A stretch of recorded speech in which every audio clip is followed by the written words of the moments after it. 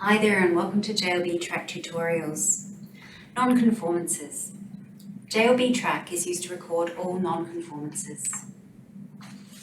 To view the nonconformance register, from the main taskbar select Improvement and then Nonconformances.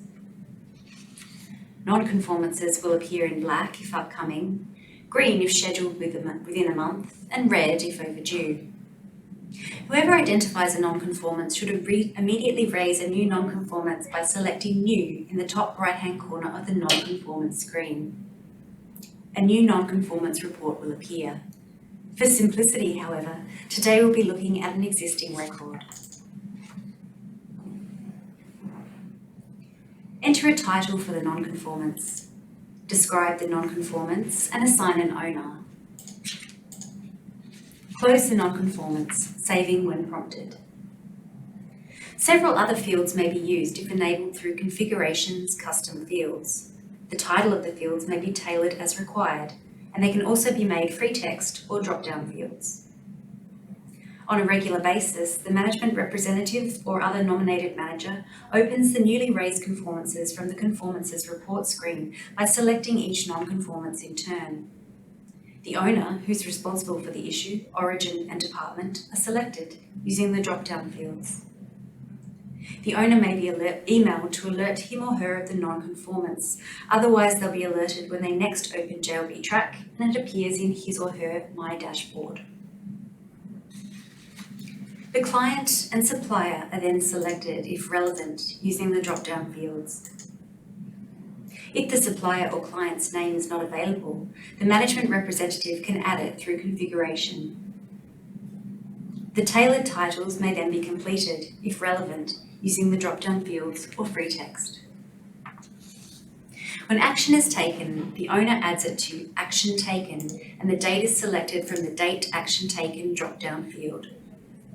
The description from the Details tab is displayed at the top of the page for reference when entering any action taken.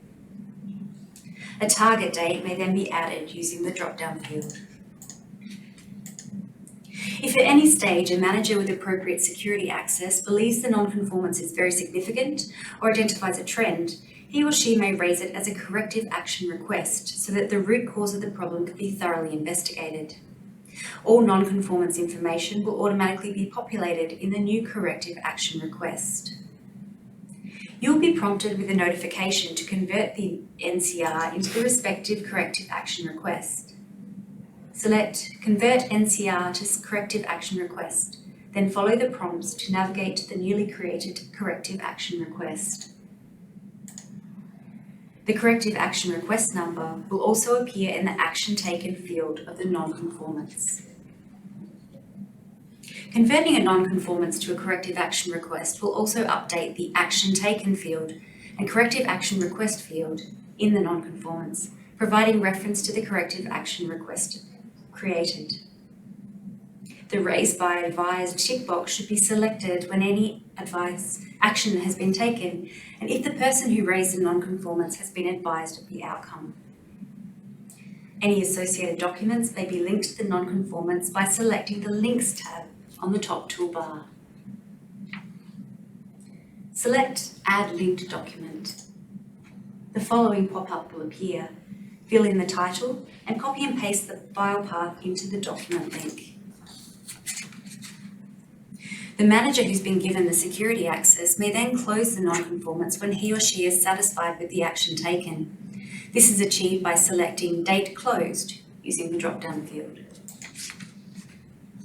The optional Credit Cost Claim fields can also be completed at any time. This can be enabled through Configuration Screens.